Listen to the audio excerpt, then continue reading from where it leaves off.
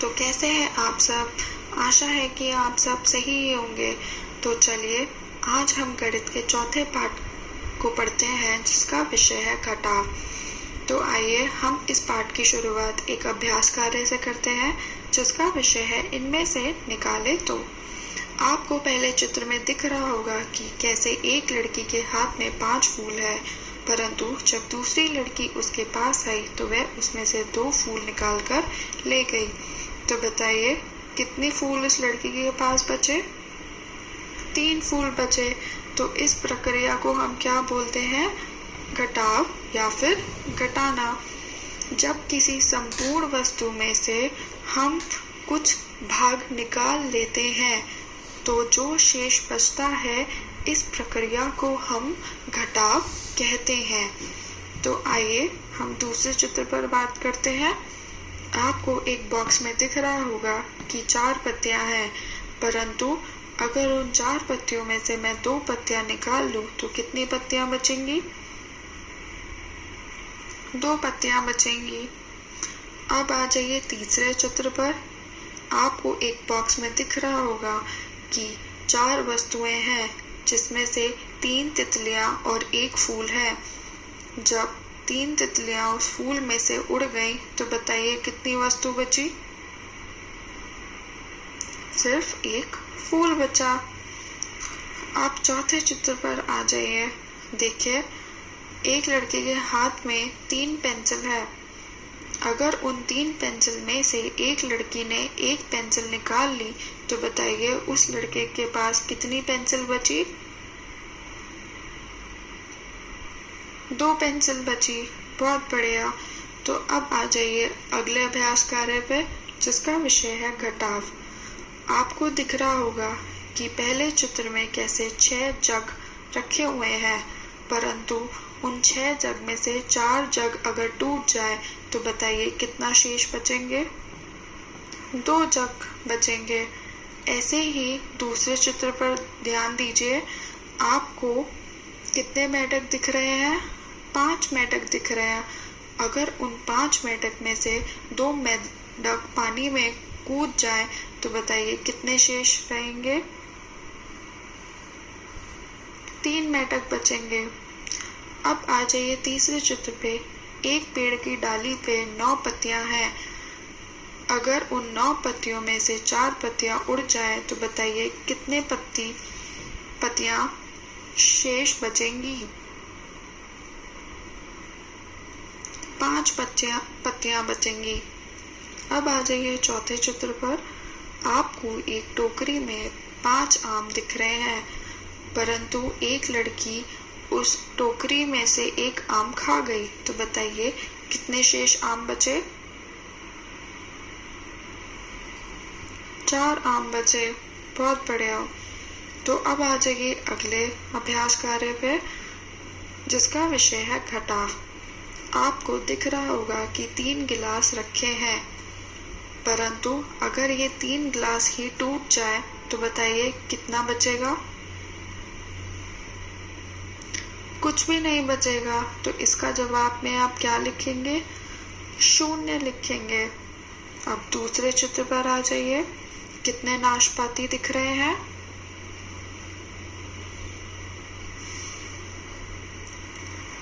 7 नाशपाती हैं। अगर उन 7 नाशपाती में से 4 नाशपाती मैं ले लूं तो बताइए कितने नाशपाती बचेंगे? 3 नाशपाती बचेंगे। बहुत बढ़िया। अब तीसरे चित्र पर आ जाइए। कितने सेब दिख रहे हैं आपको?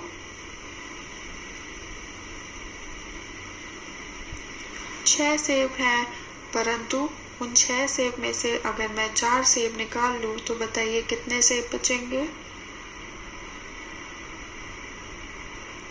2 सेब बचेंगे। बहुत ही बढ़िया। अब आ जाइए चौथे चित्र पर। बताइए एक गमले में कितने फूल हैं?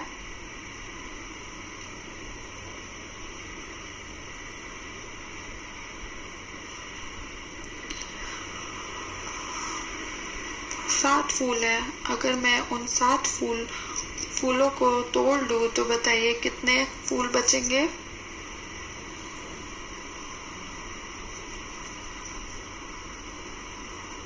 एक भी फूल नहीं बचेगा, तो इसका जवाब भी क्या होगा? 0 होगा। अब आप अगले अभ्यास कार्य पे आ जाएंगे, घटाव। आपको पहले चित्र में दिख रहा होगा कि 3 गाय में से अगर एक गाय हम कम कर दे तो कितनी गाय बचेंगी? 2 गाय बचेंगी। इसी तरीके से हमें दूसरे चित्र में दिख रहा होगा कि कुल मिलाकर 4 किताबें हैं, परंतु अगर उन 4 किताबों में से मैं 3 किताबें ले लूं तो शेष कितनी किताबें बचेंगी?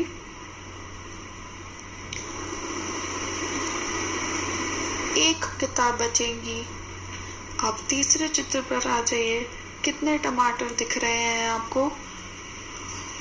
4 टमाटर दिख रहे हैं, परंतु मैं उन 4 टमाटर में से एक भी टमाटर नहीं ले रही हूँ, तो बताइए कितने टमाटर शेष बचेंगे?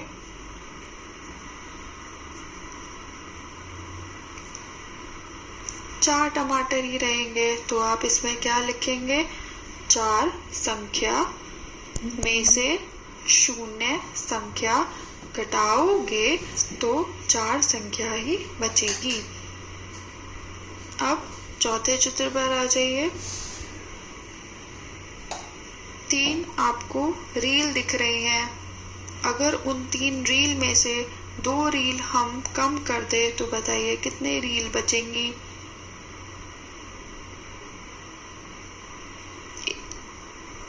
एक रील बचेगी। बहुत बढ़िया।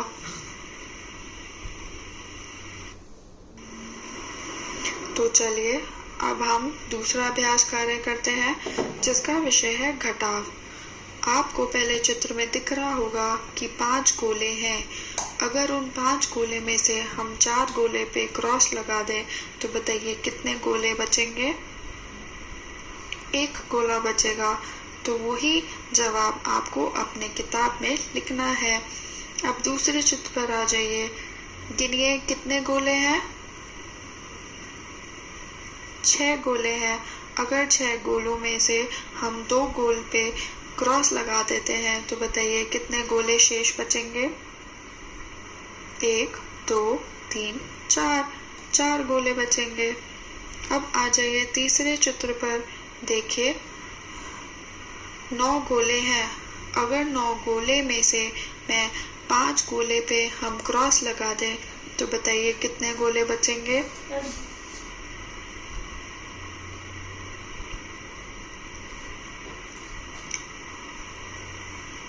4 गोले बचेंगे। अब आ जाइए चौथे चित्र पर। आपको 4 गोले दिख रहे हैं। अगर उन 4 गोले में से हमने 4 गोलों पर ही क्रॉस लगा दिया तो बताइए कितने बचेंगे?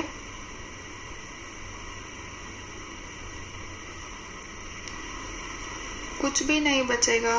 तो हम इसका जवाब 0 लिखेंगे। अब आ जाइए आखिरी चित्र पर। आपको 8 गोले दिख रहे हैं। अगर उन 8 गोले में से हम 3 गोले पे क्रॉस लगा दें तो बताइए कितने गोले बचेंगे?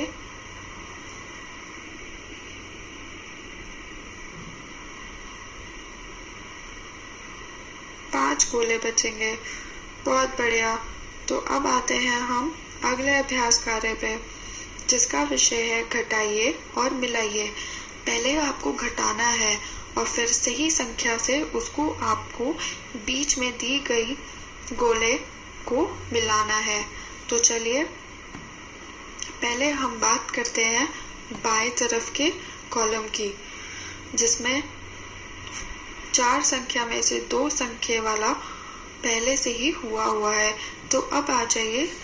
अगर हम 7 संख्या में से 2 संख्या घटा देते हैं तो कितनी संख्या बचेंगी?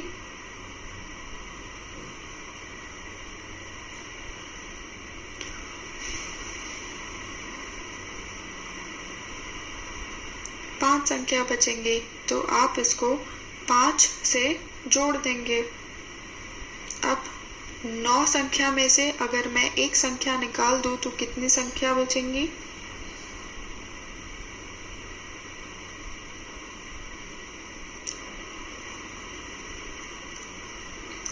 संख्या बचेंगी तो हम इसको 8 वाले गोले से मिला देंगे। अब 5 संख्या में से अगर मैं एक संख्या हटा दूं तो कितनी संख्या बचेंगी?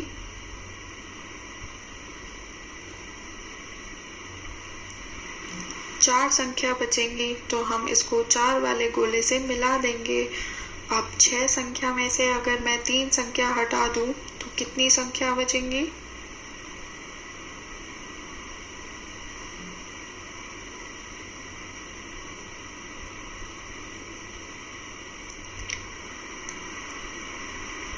3 संख्या बचेंगी तो हम इसको 3 वाले गोले से मिला देंगे। अगर मैं 7 संख्या में से एक संख्या हटा दूं तो कितनी संख्या बचेंगी?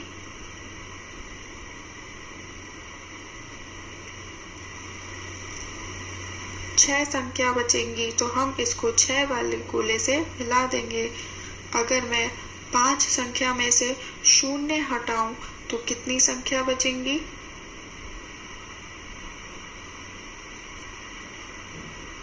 5 की 5 ही रहेंगी, कोई बदलाव नहीं रहेगा तो हम इसको 5 वाले गोले से मिला देंगे। अब आ जाइए दाएं वाले कॉलम पर। 9 में से अगर मैं 5 घटा दूं तो कितनी संख्या बचेंगी?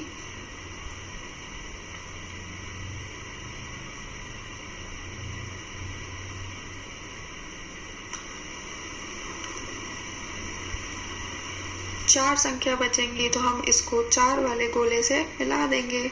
अब अगला 8 संख्या में से अगर मैं 2 संख्या हटा दूं तो कितनी संख्या बचेंगी?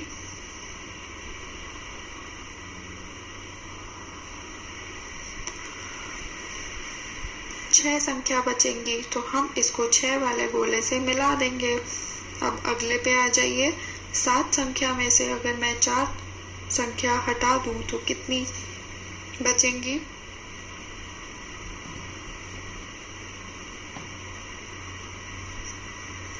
3 संख्या बचेंगी तो हम 3 वाले गोले से इसका मिलान कर देंगे।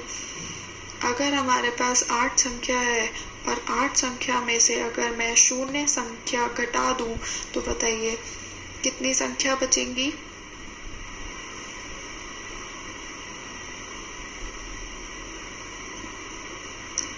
वह 8 की 8 ही रहेंगी, कोई बदलाव नहीं रहेगा। अगला, अब 5 संख्या में से अगर मैं 3 संख्या घटा दूं तो कितनी संख्या बचेंगी?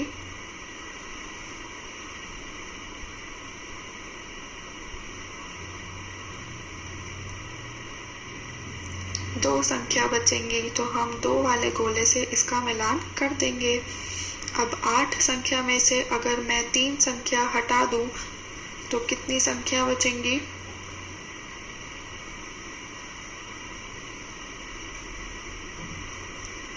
5 संख्या बचेंगी तो हम 5 वाले गोले से इसका मिलान कर देंगे। अब अगला 7 संख्या में से अगर मैं 7 ही घटा दूं तो बताइए कितनी संख्या बचेंगी?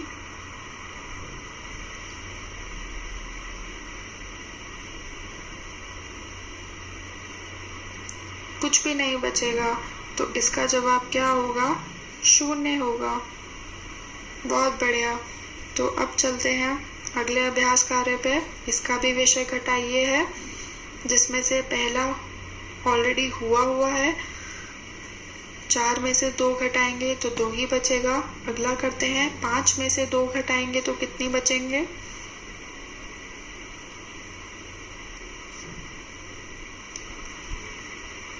3 बचेंगे। 7 में से अगर 7 घटाएंगे तो कितने बचेंगे?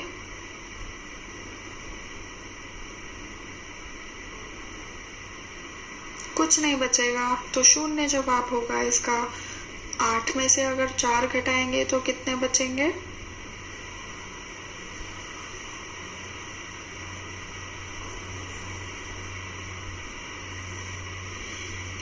4 बचेंगे तो इसका जवाब 4 होगा। 3 में से अगर हम एक संख्या घटा देंगे तो कितनी संख्या बचेंगी?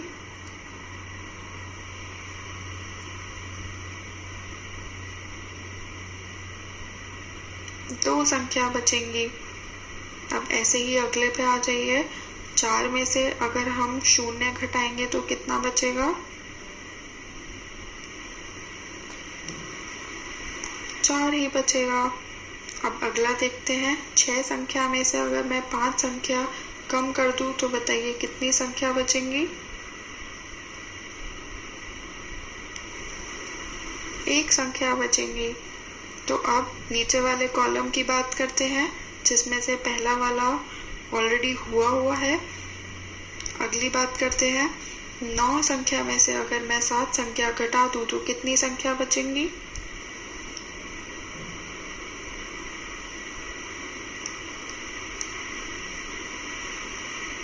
2 बचेगा।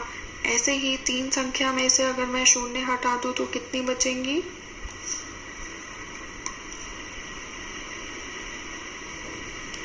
3 ही रहेंगी, कोई बदलाव नहीं रहेगा। अब 8 संख्या में से अगर मैं 8 ही घटा दूं तो कितना बचेगा?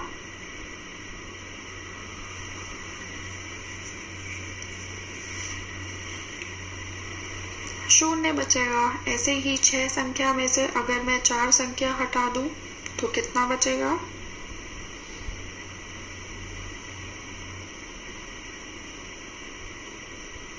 2 बचेगा।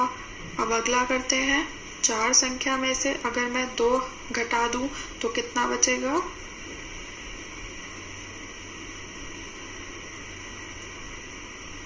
2 ही बचेगा। तो चलिए आखिरी अभ्यास कार्य करते हैं। छूटी हुई संख्याएं लिखिए। आपको इसमें खाली बॉक्सेस दिए हुए हैं, तो उन खाली बॉक्सेस को ही आपको भरना है। अब बताइए पहला, 8 में से हम कितना घटाएं जिसका जवाब 7 आ जाए? तो इसको हम एक उदाहरण की तरीके से समझते हैं। तो चलिए, अगर आपके पास 8 सेब है तो उन 8 सेब में से मैं कितने सेब खा लूं कि आपके पास 7 सेब ही बच जाए? जी हाँ, 1 सेब खा लूंगी मैं तो आपके पास 7 सेब ही बच जाएंगे। तो हम इसमें पीले वाले बॉक्स में लिखेंगे 1। तो 8 में से अगर 1 संख्या घटा देंगे तो शेष बचेगा 7। अब दूसरे पे आइए। ऐसे ही बताइए, 5 में से मैं कितना घटाऊं कि शेष सिर्फ 1 ही बचे?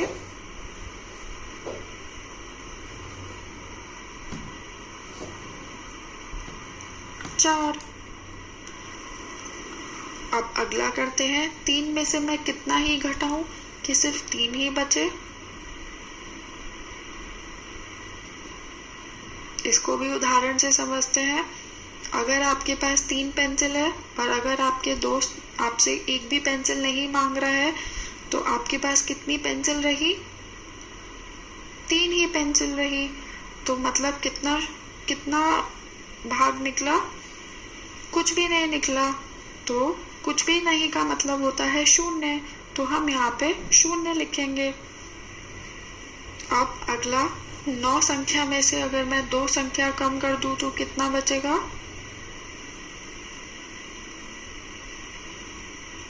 7 बचेगा। अब दाएं वाला कॉलम करते हैं। बताइए कितना टोटल होना चाहिए अगर उस टोटल में से या कुल में से मैं 2 भाग निकाल लूं तो शेष सिर्फ 3 बचना चाहिए। अब इसका एक एग्जाम्पल से करते हैं, उदाहरण से समझते हैं। अगर आपके पास बहुत सारी किताबें हैं बट मुझे नहीं पता कि आपके पास कितनी किताबें हैं, अगर उन किताबों में से हम 2 किताबें हटा दें और आपके पास सिर्फ 3 ही किताब बचे तो बताइए कुल मिलाकर कितनी किताब थी आपके पास पहले? 5 किताब थी, क्योंकि 5 किताब में से अगर हम 2 किताब हटा देंगे तभी तो 3 किताब बचेंगी। तो यही आपको प्रक्रिया यहाँ पर अपनानी है। अगला करते हैं।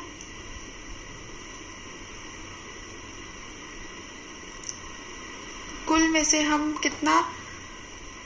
में से अगर हम 3 भाग निकाल ले तो जिसका शेष 5 बचना चाहिए। तो बताइए टोटल इसमें कितना होगा?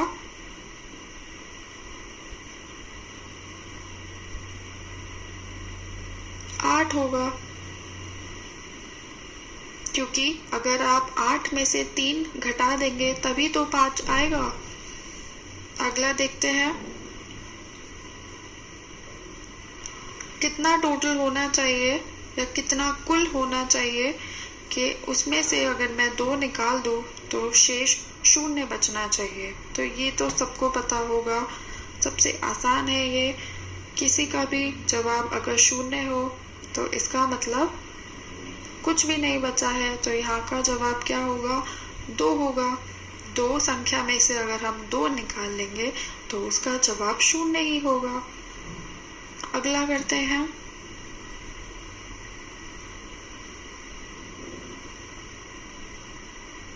कौन सी संख्या आएगी अगले वाले में, आप बताइए कि अगर मैं उसमें से 2 निकाल लूँ और जिसका शेष 7 बच जाए।